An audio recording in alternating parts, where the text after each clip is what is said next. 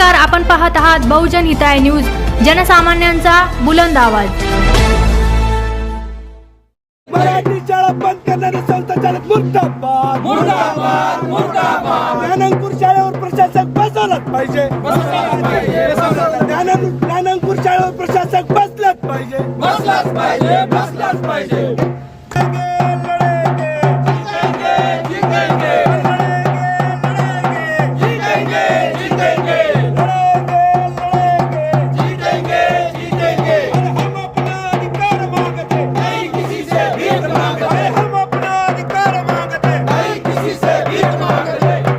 कागद घेतात आणि जी आहे जैसे ती परिस्थिती ते ठेवतात। हे बंद करण्यासाठी मराठवाडा शिक्षक संघाने मोठ्या स्वरूपात आंदोलन केले। काल पोलीस स्टेशनला सुद्धा खूप पालकांचा विद्यार्थ्यांचा जमाव तिथं उपलब्ध होता।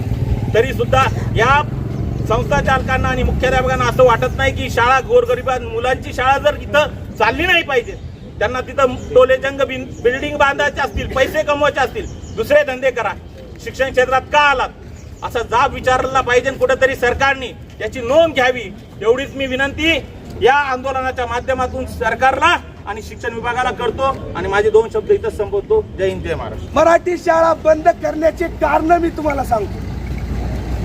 नंबर 1 चं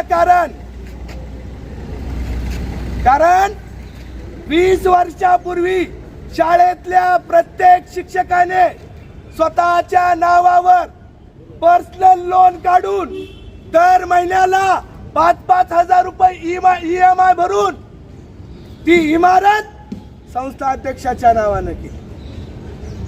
ती आता हडप करायची, तिची किंमत आज करोडो रुपयामध्ये झाली। दुसरं कारण, गेल्या 35 वर्षापासून शिक्षकांना आर्थिक इतकी पुळवणूक केली की एका शिक्षकाने 65 लाख रुपये 65 lakhs ऑन पेपर दिलेले आहेत, बँक स्टेटमेंट्स आहेत।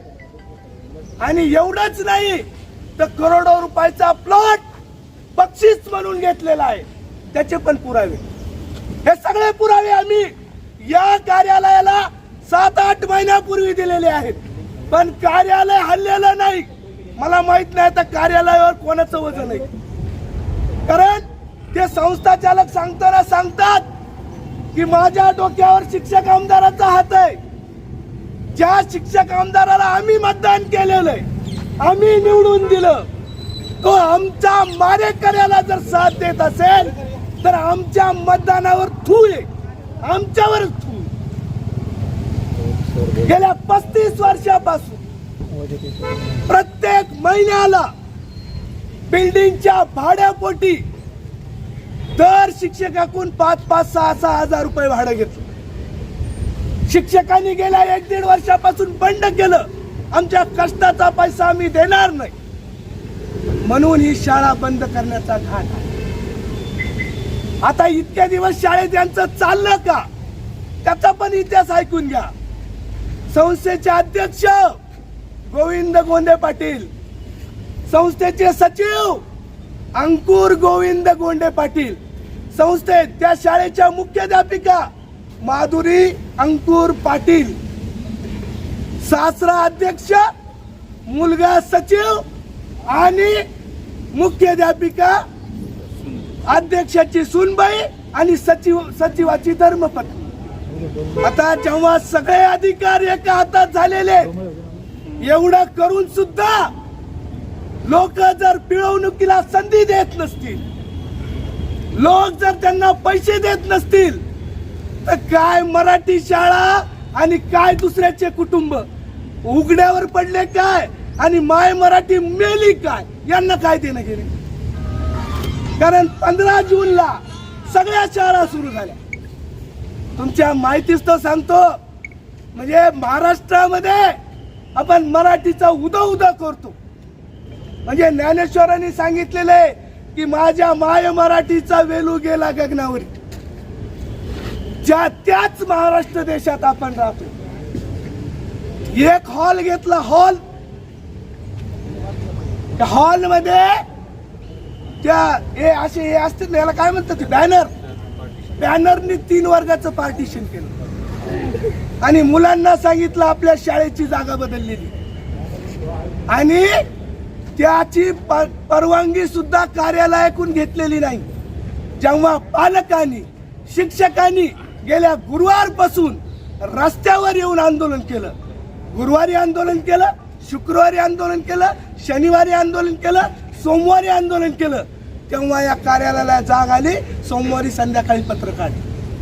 म्हणजे मराठीची सरकारच्या प्रतिनिधीला सुद्धा किती काळजी, म्हणजे माय मराठीची काळजी कोणालाही नाही. आम्हाला आहे, आम्ही तिच्या नावावर जगतो. आम्ही मराठी शाळेमध्ये शिक्षक आहेत, आम्ही त्यांचा पगार खातो. आमचं काम आहे आमचे विद्यार्थी घडवणं. त्या शाळेत एकही विद्यार्थी आला नाही. मराठी शाळा बंद करण्याचा घाट यासाठी सांगतो. आता याच्या पुढची भविष्यवाणी लक्षात ठेवा.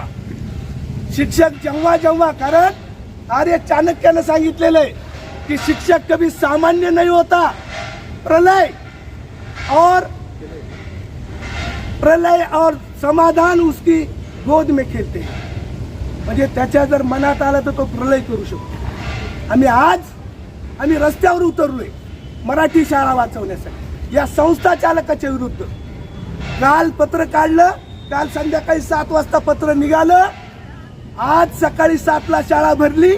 शाळेच्या जागेमध्ये, शाळेच्या पत्त्यामध्ये कुठलाही बदल झालेला नाही. पालकांना कोणत्याही प्रकारची सूचना मिळालेली नाही, शिक्षकांना कोणत्याही प्रकारची सूचना मिळालेली नाही. म्हणजे हे सगळं नाटक आहे. आम्ही पत्र काढतो, आपण पत्र खेळत राहू. म्हणजे शुक्रवारी एक पत्र काढलं, काल एक पत्र काढलं, शनिवारी एक पत्र काढलं. म्हणजे तुम्ही काढत राहा, आम्ही ते पत्र घेतो आणि इकडे टाकून देतो, घेतो आणि टाकून देतो. म्हणजे हे चाललंय काय?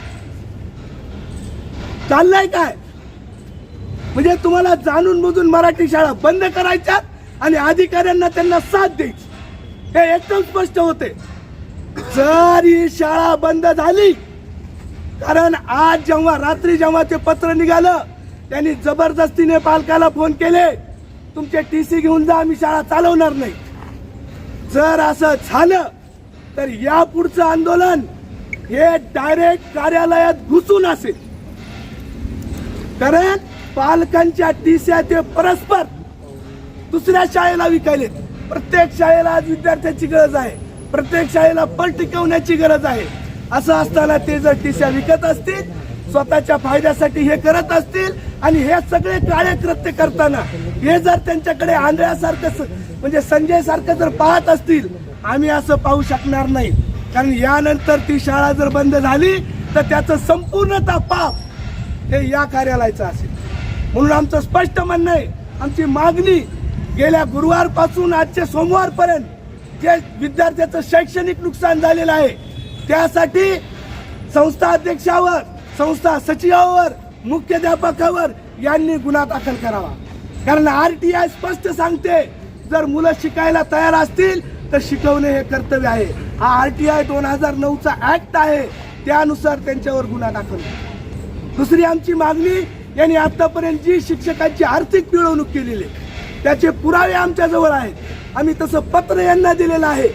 असं असताना हे 6 महिन्यापासून काही कारवाई करत नाही. ती कारवाई यांनी तात्काळ करावी. हे जे यांचं आहे सासरा अध्यक्ष, मुलगा सचिव, सुनबाई मुख्याध्यापक, हे जे जांगडगुत्ता आहे त्या जांगडगुत्त्याची एकदा चौकशी करा, आम्हाला पण कळू द्या हे नेमकं काय व्हायलंय, की का लुटालूट करायला शिक्षकांची. या सर्व बाबीचा विचार करून शिक्षणाधिकारी कार्यालयाने त्यांच्यावर प्रशासक नेमावा. म्हणजे ही शाळा वाचेल, मराठी शाळा वाचेल. गोरगरिबाची मुलं जे मिड टर्मला कुठेही ऍडमिशन घेऊ शकत नाहीत ते वाचतील, एवढी यांना नम्र विनंती. आणि एवढी विनंती करूनही जर ऐकत नसतील तर यानंतर मात्र आम्ही कार्यालयात घुसल्याशिवाय राहणार नाही. एवढं बोलतो थांबतो. इन्क्लाब जिंदाबाद.